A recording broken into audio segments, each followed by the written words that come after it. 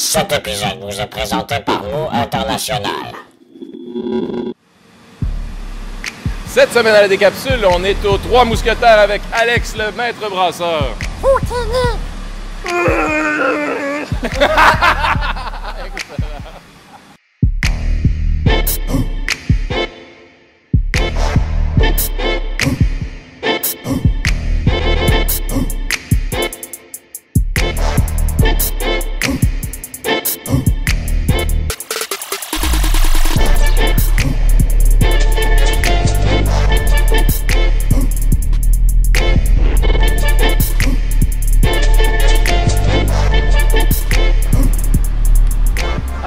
Comment on devient brasseur? C'est quoi le parcours? On est au cégep puis on se dit, tiens, je vais devenir brasseur? Comment est-ce qu'on... Excuse-moi de couper la parole, mais c'est important.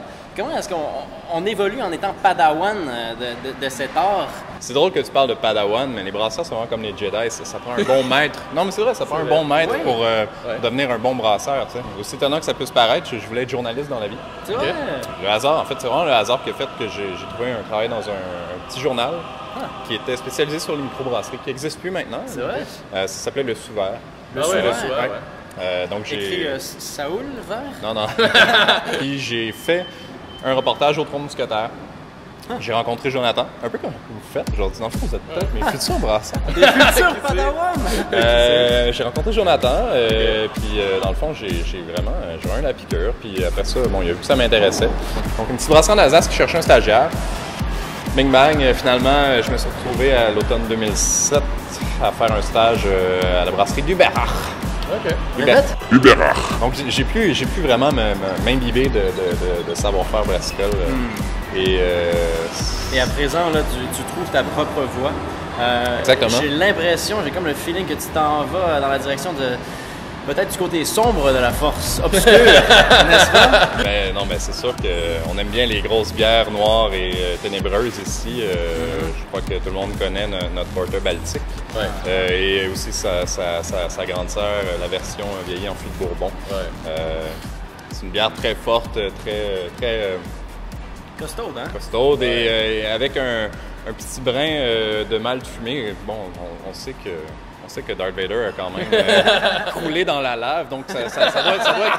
C'est vraiment pour rap, non, honnêtement. Non, c'est quand même surprenant de voir dans une salle de brassage où il y a des 10 000 litres, de voir une petite tourie de 23 litres à côté qui fermente des choses incroyables. C'est quelque chose qui me permet d'étancher ma soif de créativité, de faire fermenter des mots avec d'autres levures, avec d'autres houblons. C'est pour les casques, ça, j'imagine? Oui, exactement. En fait, c'est des choses que je m'amuse à faire, des petites recettes spéciales. Bon, une tourie, c'est 25 litres. On a des casques de 20 litres, donc ça me permet de faire un petit brasset unique, de l'offrir en casque. Ces derniers temps, je m'amuse beaucoup à faire un petit Black IPA qui n'est pas vraiment destiné à boire le jour. À la cuvée, oui, c'est ça, c'était à la cuvée, entre autres.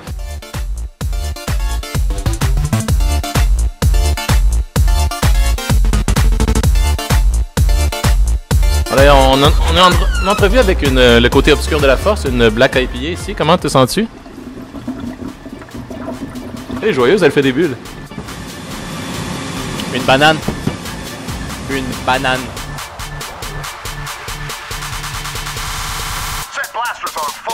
Ah! Bon ça!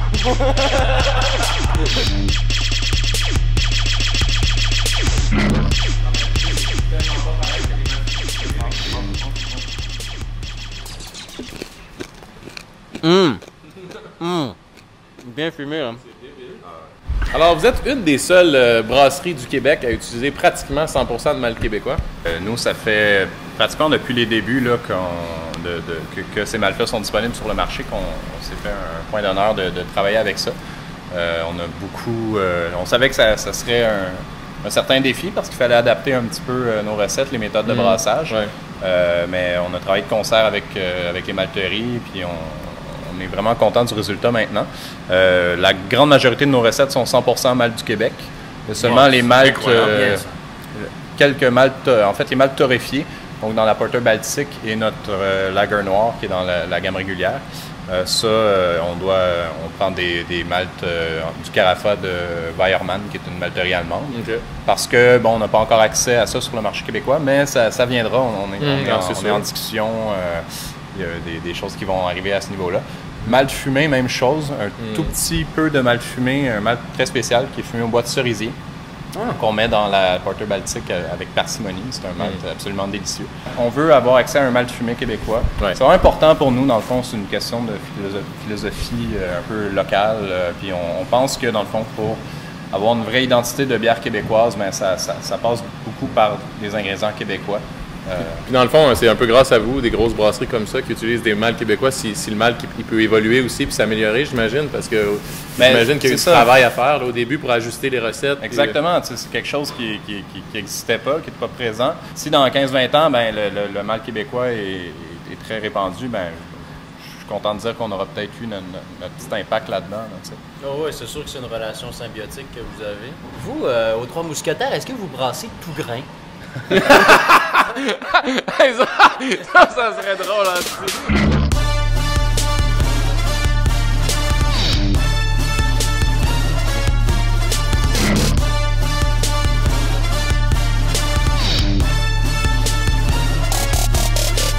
Intéressant ton futur est. Est-ce que tu nous parles un peu de ce qui s'en vient chez les Trois Mousquetaires? Pour l'été, en fait, pour quelque chose de rafraîchissant. Une petite bière de soif? Oui, exactement. Avec une gauze, qui est un style très particulier. C'est un sour mash, donc un empâtage, une surification à l'empâtage. Donc une bière légèrement surette, acidulée, et très curieusement, qui est brassée avec une eau de brassage légèrement salée.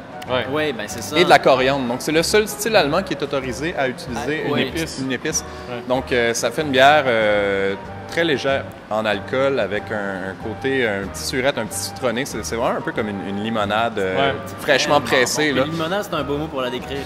Je suis content, le résultat était bon, donc on va tenter le coup à l'embouteillage cette année. Là. ça c'est un gros scoop. Ça devrait voir le jour quelque part en mai, juin, si tout va bien. Oui, d'accord. Donc bientôt pour vous, voyageurs du temps.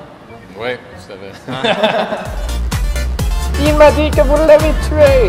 Non, bien, je suis ton père.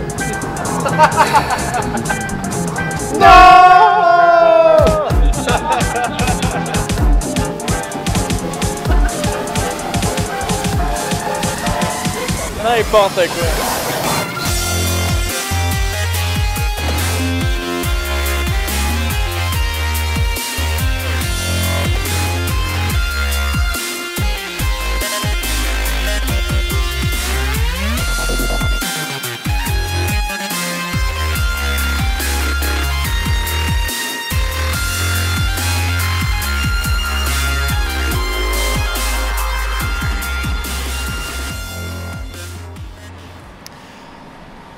Alors, Alex. Je vais poser la question. Ouais, vas-y.